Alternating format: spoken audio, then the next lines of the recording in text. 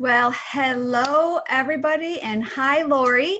I'm really excited about today's masterclass. We have a great teacher and just a great topic that I think is so relevant in today's world, in today's marketing world. I am Christy Ruffino. I am the founder of the Dynamic Professional Women's Network, and we are a multi-chapter industry exclusive networking organization. We also have, we're building a community of online virtual groups too. So no matter where you're at, no matter your time zone, your business, we can get you connected into some sort of community. The great thing about our community is we are loyal, we are dedicated to supporting each other, and we've been around for 16 years, so that's pretty exciting. So today we are going to be diving into a topic that I personally want to learn more about. That is one of my items on my mission statement, is to make sure I have a podcast going by the end of the year. So this is going to be really a great time for me. I've got my paper and pencil ready, and I know Lori is a member, or is an alumni member of our organization. She was with our Milwaukee chapter for quite a few years.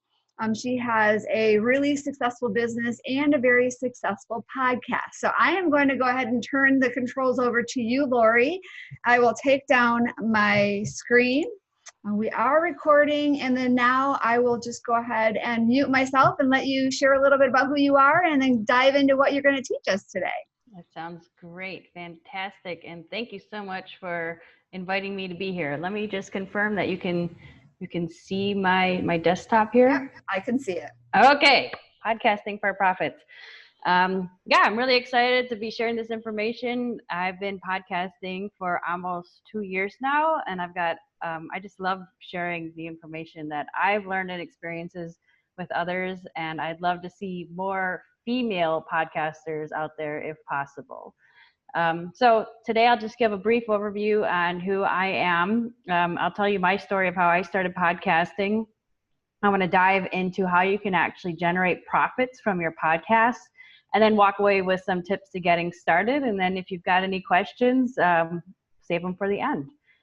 So I'm the president and owner of Keystone Click. We are a digital marketing agency located in Milwaukee, Wisconsin.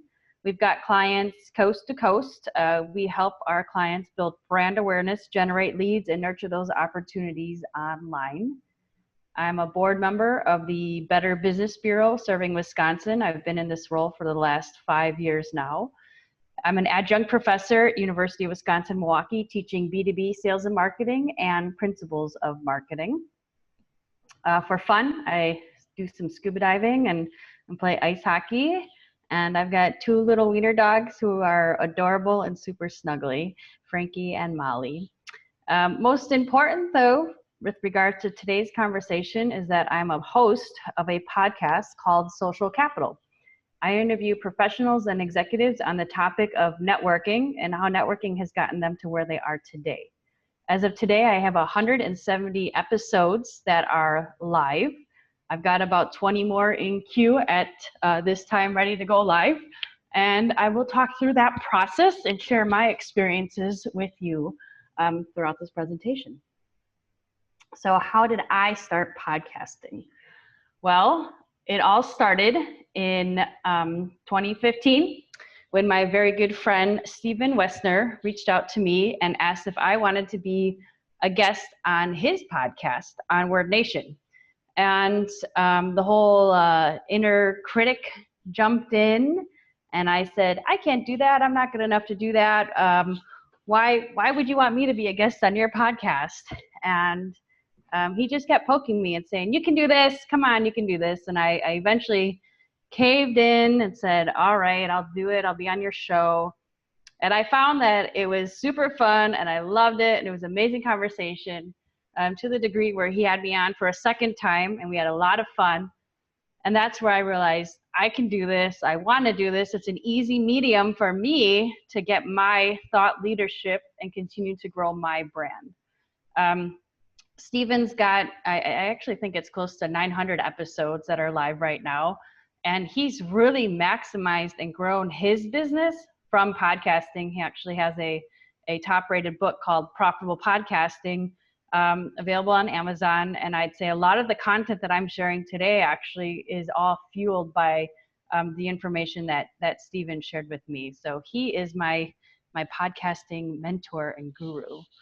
But the conversation that we're talking about today is how to generate some profits and really grow your business with regards to podcasting. So before we really dive into the profits, we need to first understand why podcasting in general. Well, you can't simply podcast to have commercials about your business. No one's going to listen to you if you're just selling your offerings. You have to have a means to connect with your listeners. And I've found, and I've kind of bucketed the content into 3 specific areas of type of content that's being created: education, entertainment, and connection. On the education level, this is something really quite fascinating, actually. I did some research fairly recently that shared that the second most popular type of podcasts that are being listened to right now is education-related content. And the majority of podcast listeners are educated individuals, to the extreme that like about 25% of them actually have undergraduate and master's degrees. So this is the new medium for those really that want to continue learning and to better themselves, which I would say is very strong in that B2B space. So when you're looking at education as a podcasting channel to pursue, which I think is a good route from a B2B perspective, this is a great opportunity for you to have some thought leadership. And we've heard that phrase over and over and over again today. You need to stand out in the crowd. You need to differentiate your message to some extreme. And there's a number of different mediums that you can do that. Blogging, creating videos, getting interviewed on TV shows, writing books. I found that podcasting is probably one of the easiest channels for me because I can just have a conversation and then publish it and then do a lot with that content. And I'll talk about that a little bit. Education is allowing you to really add value and showcase your expertise to those that are listening to your content. And at the end of the day, you're ultimately building a relationship with that audience. So I've got a couple examples here of education-related podcasts that I think are quite fascinating. The next topic or reason why would be to entertain. And a lot of content is just simply storytelling. You're entertaining your audience, which comes naturally to some. Whether it's comical or thrilling or adventurous, this is a format that is really capturing the attention of your listeners on a topic that resonates with them specifically. Lots of content in storytelling. I see a lot of celebrities creating entertaining type podcasts where they're just being real and sharing their life stories. But at the end of the day, again, they're building a relationship and connecting with their audience on a different platform. And that's the next component, is really to connect. And I think there's a lot of ways that you can connect with your audience on a more emotional component. So there's a lot of podcasts that are produced that are connecting with their listeners through this emotional storytelling that is applying to that specific individual story at the end of the day. So the goal really is that you're identifying a common topic that is going to resonate with your target audience, that you can ultimately build a relationship with the individuals that are listening to your content or that are potentially going to be guests on your show. So it really doesn't have to be siloed. We know the types and reasons why people are listening to our podcast. You ultimately have to figure out what kind of content that you want to be producing, and you can easily combine them. It can be educational and entertaining at the same time. It can be entertaining and connect on an emotional level. It really just depends to you, ultimately what it is that you want to be doing and the message that you're trying to communicate. So when we look at generating profits, now that we know the type of content that we're producing, there's a couple of different ways to do this. First, you can offer and ask for sponsorships. And I see this happening a lot. One of the best ways for sponsoring is to pretty much go all in, go big or go home. I would say identify who your target audience is and find established brands that are trying to reach that same target audience. That's the group that you want to go to say, hey, I've got an established audience here that you are interested in. Would you like to promote and be sponsored by my show? The next level is to sell access, and I'll cover some components of that. Basically, you're selling the access to listen to the content that you're creating. And the last one is the Trojan horse, and that's actually the philosophy that I practice with regards to generating leads for my business. And I'll map out the whole process that I use for that. So when you look at sponsorship, again, identify who that target sponsor is. Don't just blast to the world, hey, I'm looking for sponsors. Be strategic and figure out a way to sell the concept of this is an audience you want to get in front of, as opposed to, can you sponsor my podcast? You want to pitch the value to that sponsor. And you really need to figure out what is the structure for this podcast sponsorship. Is it going to be per episode? Is it only going to be the podcast content, or is it kind of your brand as a whole, where you're acknowledging them on social media and your email list and maybe potentially any live events that you're doing around your podcast? Is it per season or annual? Saying, you know, someone's sponsoring my show for a year. I'm a fan of the go big or go home philosophy, which is let's bundle it all into one. You know, let's say, hey, $10,000 for a year, you sponsor my show, you get access to, you'll get messaging on social media, my email list, as opposed to trying to sell the smaller chunks of this. The next element would be the selling access to your content. So there's a show, Never Not Funny. He gives little teasers of his content and he chunks it into seasons, and then he sells access to the seasons of his show. So, and you can do this from a number of ways. It's not just gaining access via payment. You can also leverage this as gated content, like you would an ebook or a white paper, where you're obtaining their email address in order to share this. But typically you're accepting some sort of payment for subscribers that want to hear your show. So your content, your teaser content, has to be so enticing that they're willing to pay for access to that premium content that has to keep them wanting to pay. So I've seen it also set up as a subscription model and not just, you know, pay for this bundle of episodes.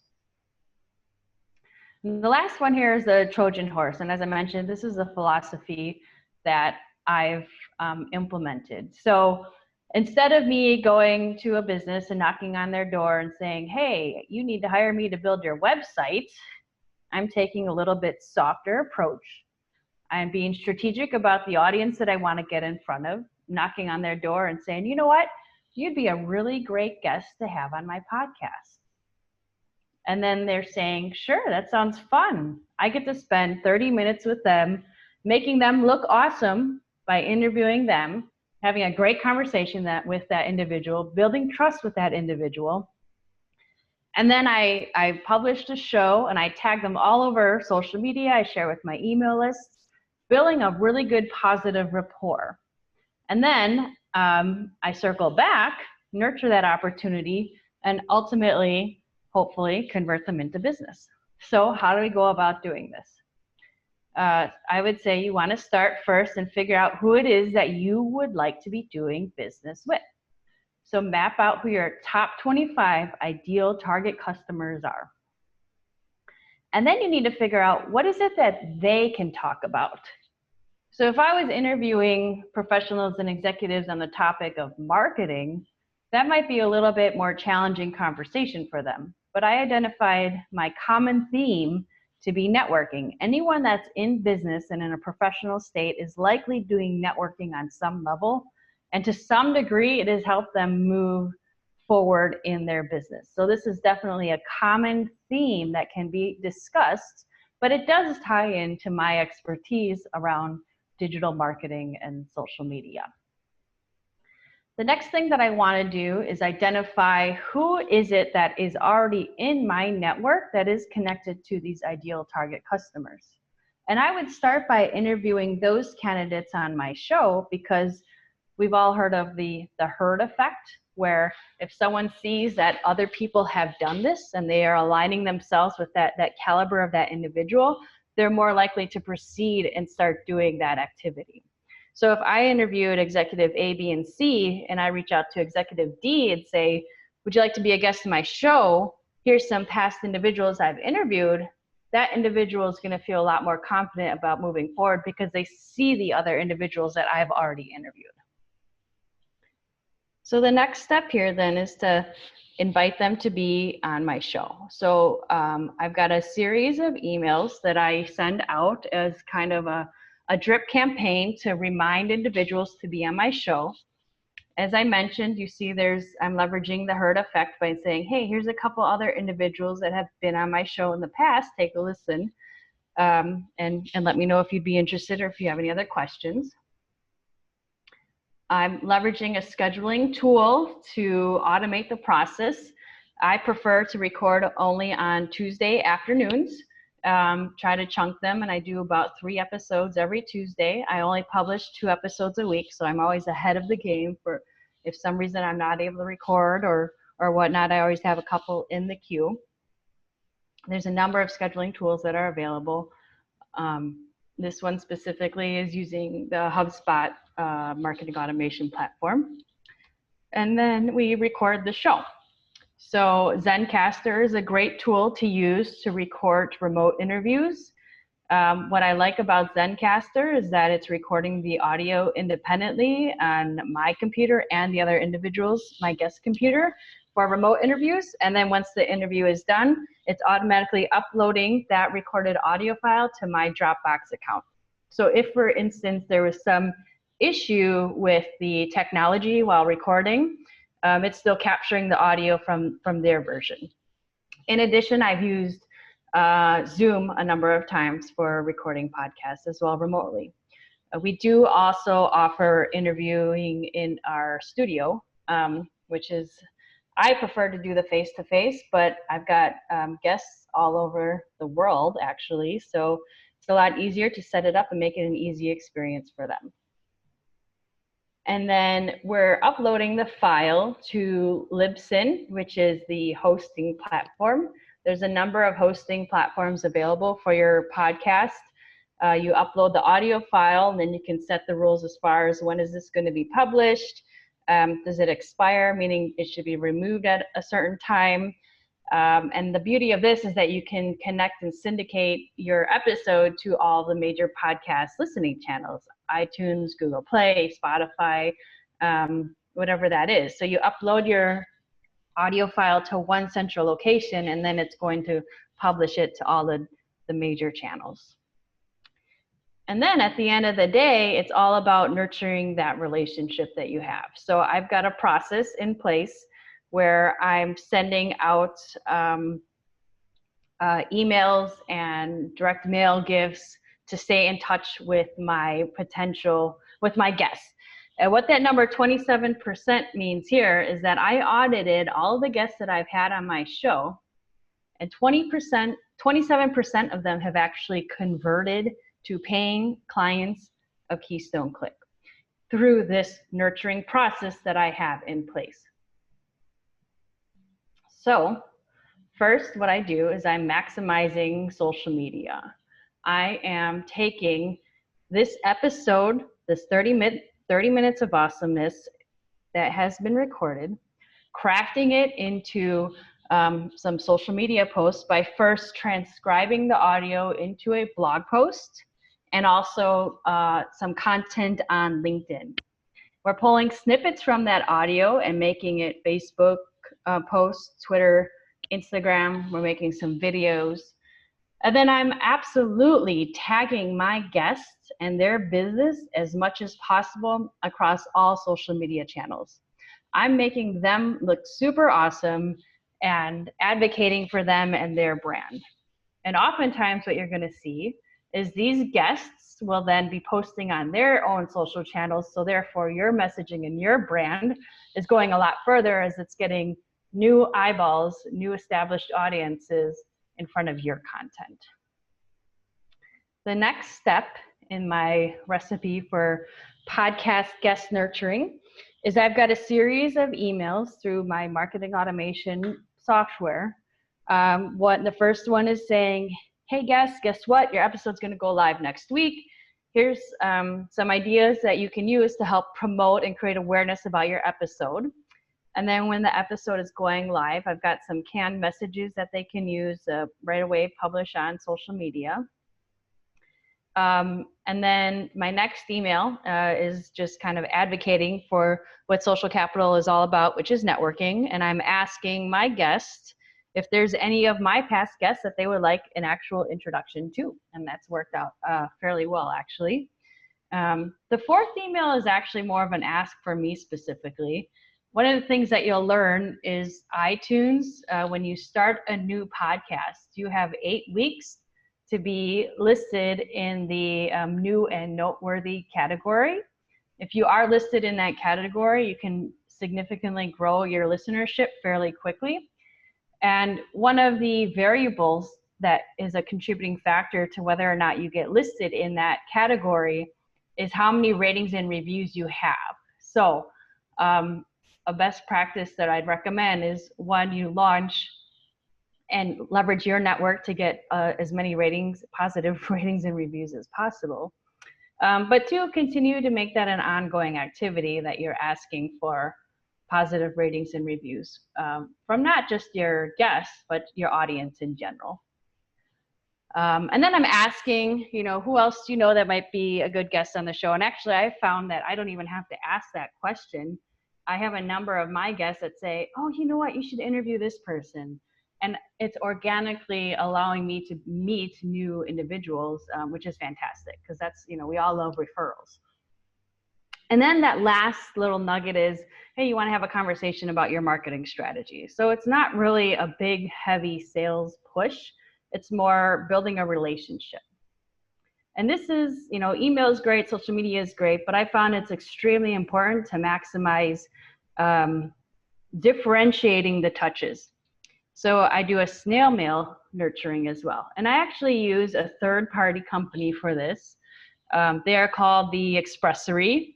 And basically what I'm doing is after an episode is aired, we design a quick framed a quote. I take a quote from the conversation that I had with my guests, and then she prints it out on her end. She puts it in a frame.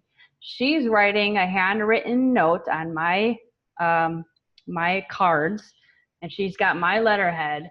So first she sends just a quick little thank you note on that's on my brand saying, hey, it was great having a conversation with you. And then about 2 weeks later, she's sending this framed quote to the individual that I interviewed. Excuse me. And one of the biggest things that I was not anticipating, but it's just been extremely amazing, is that more times than not, the individual gets this framed quote, as you see in this screenshot here, and they're posting that on social media and tagging me in it. So again, they're sharing that initial interview once it happened, and then after the fact, they're sharing that even later as just showcasing my name and my brand to their audience, and they've now turned into an advocate for me, my message, my thought leadership.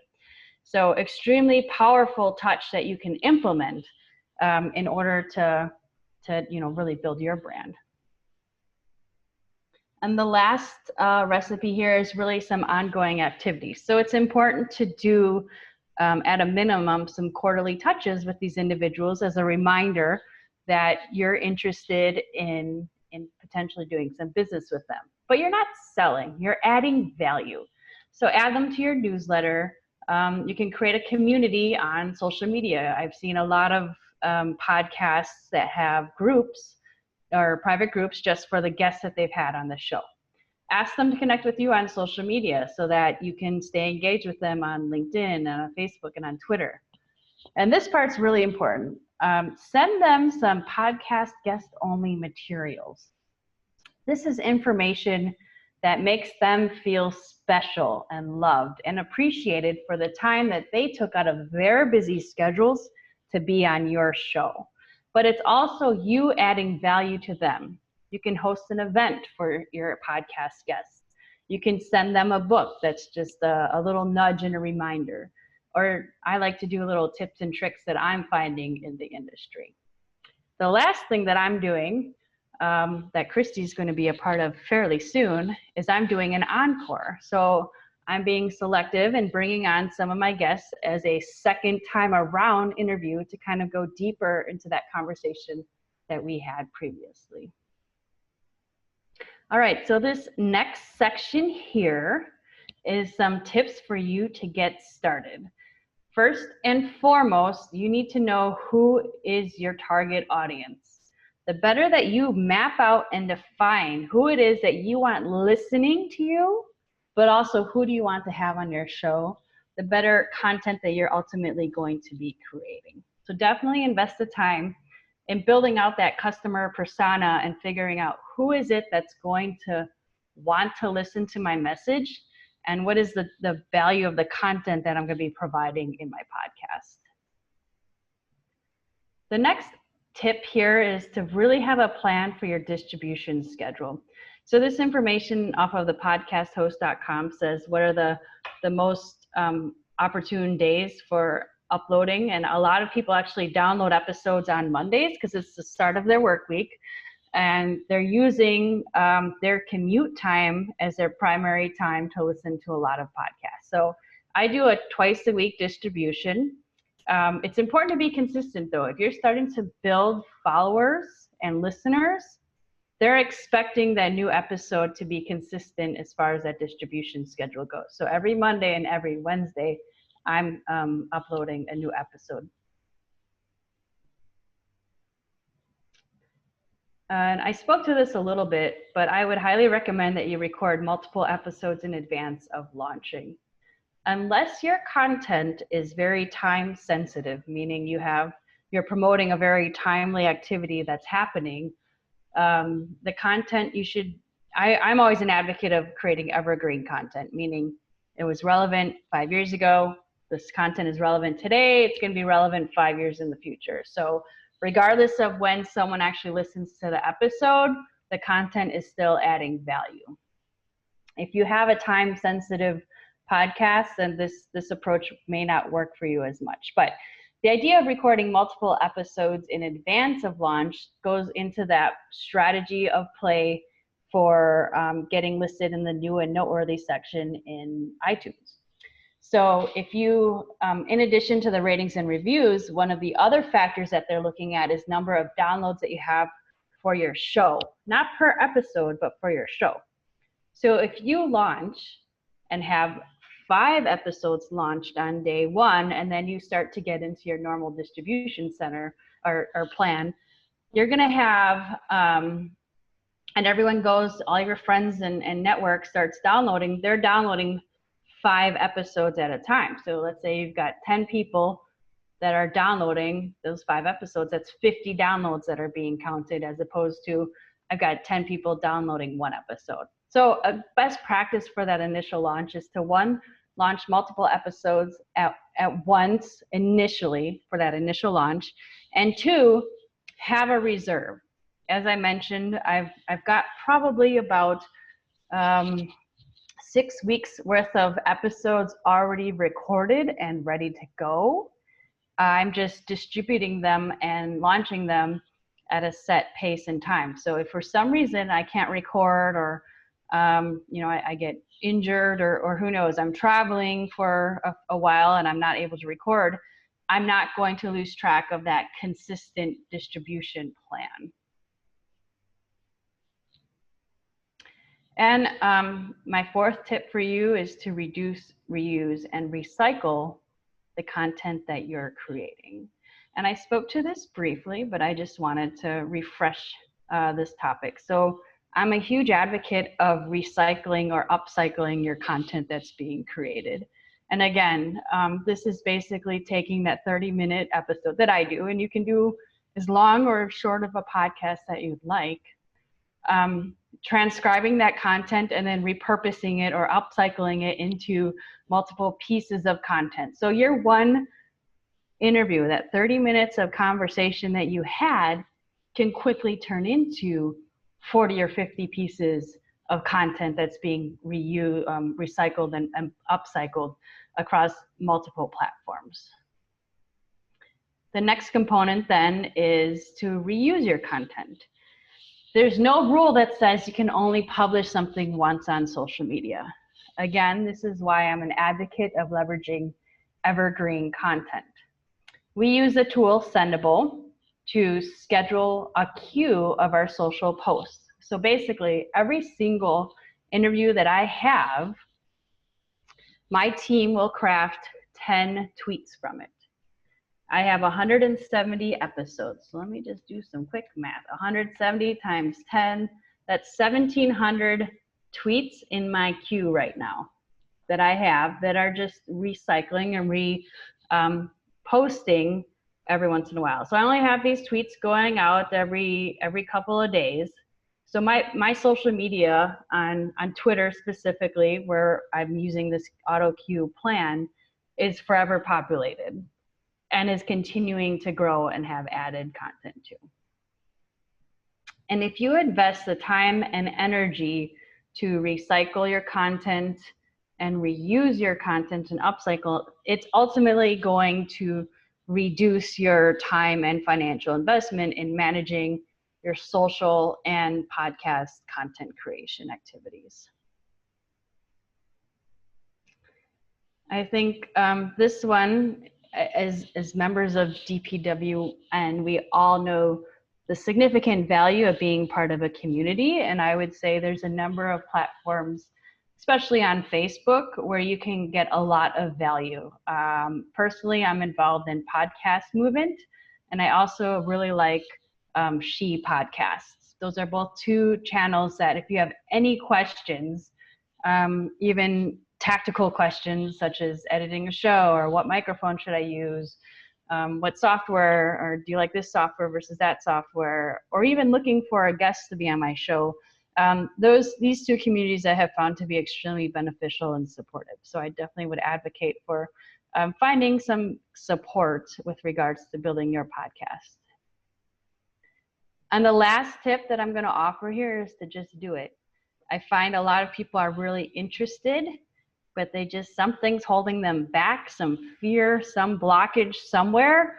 And I'm 170 episodes in. I can tell you, if you go back and listen to the first couple episodes, they're a little rough around the edges. Everything takes time. We're never masters from day one.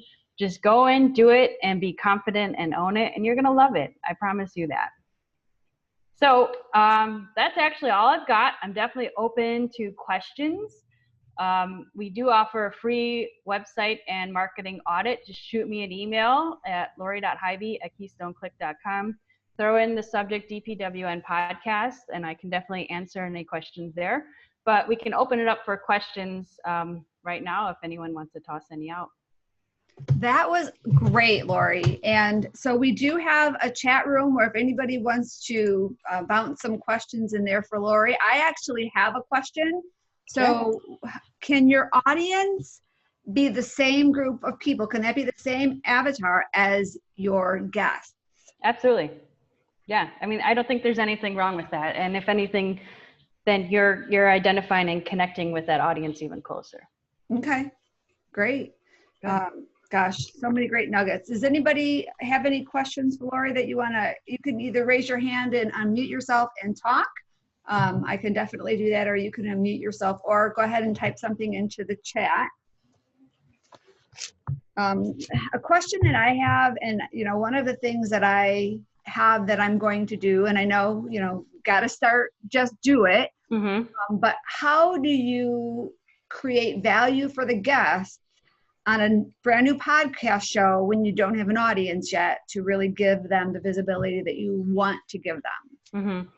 Well, I leverage my own personal social channels for that. And that's why I would say start with individuals that you know and you have an established relationship with, instead of just going out and reaching out to those targets first. So Yeah. start with those you have a really good relationship with. Say, hey, I'm going to start a podcast. I think you'd be a great guest. You want to do it? And more times than not, you're going to get the yes over the no. Okay, great. Yeah, because I was even thinking I like that whole 8-week to try to become a new and noteworthy? Yep, new and noteworthy, yep. And so you could kind of like create some sort of a marketing plan for that 8-week window to just, first of all, pre-market before it happens, to really get people excited about when it's launching, and do it in a way that you're going to build quickly and fast. And then that will help you kind of continue to build that momentum, right? To keep moving forward in a good way. Yeah, absolutely. Yeah, there's a lot of strategies that come to that. Yeah. Yeah. So we have a question from Kristen. Do you have a recommendation for a mic for both of you, both people, when you do for both in person and when you do the interviews over Zoom? Sorry, that was my bad. Yeah, no, that's okay. I'm pulling up my doc right now that has all these details because I don't have it in front of me at the second. So give me 1 second. Podcasting. Yeah, I really love, and I think we both have the same one. It's the Blue Yeti mic. Yeah, that one's pretty good. There's so many of them out there. I mean, I've actually recorded just using my headphones that I have here, but yeah, the Blue Yeti is probably a really good one, and you can get that on Amazon for about $110. So if you're going to buy a soundboard, there's different mic options for that. Otherwise, make sure you just have one that's going to be friendly to your computer settings.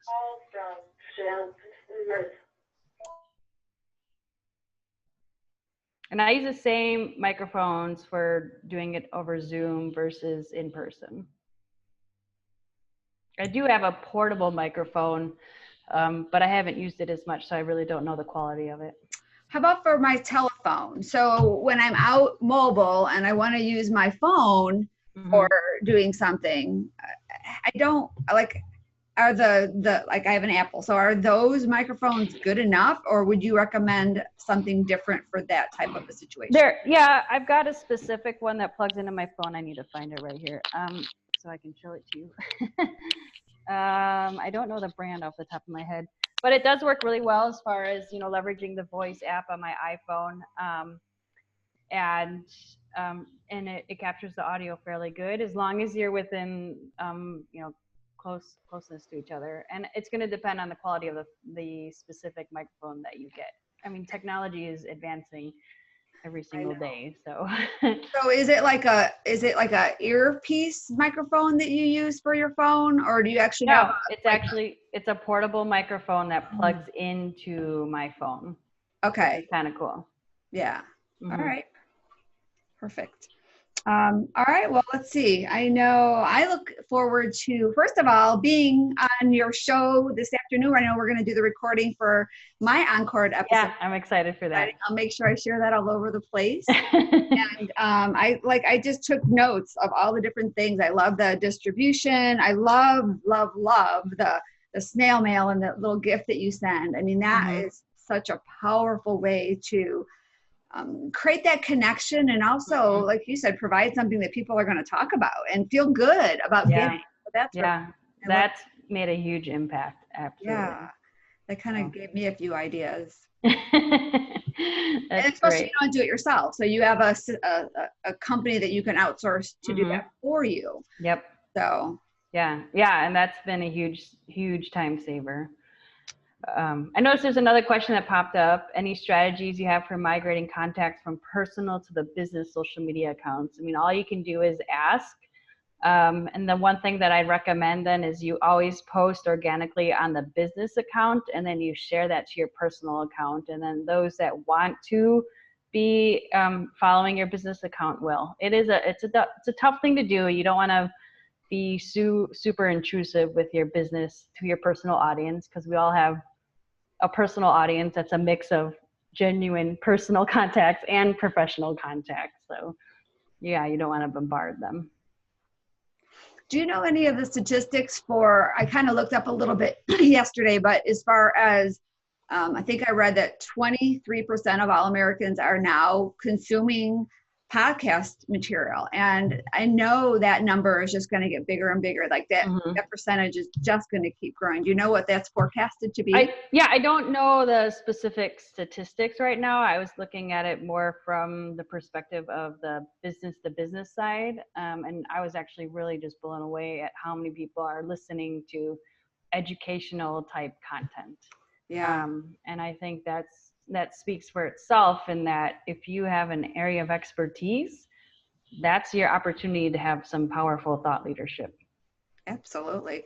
And that being said, this was a great educational piece. Could this audio be turned into a podcast episode? Totally. Absolutely. All right. Awesome. All right. Well, Lori, I really appreciate you spending your time with us today, sharing your wisdom. You can go ahead and get a hold of Lori at Keystone Clicks. I know we're going to be posting all of that information also with this episode for our members who have unlimited access to all of our masterclass library. But other than that, I appreciate everything, and I look forward to being on your show again. Fantastic. This is a lot of fun. Thank you. All right. It was really, thanks, Lori. Have a good one. Bye.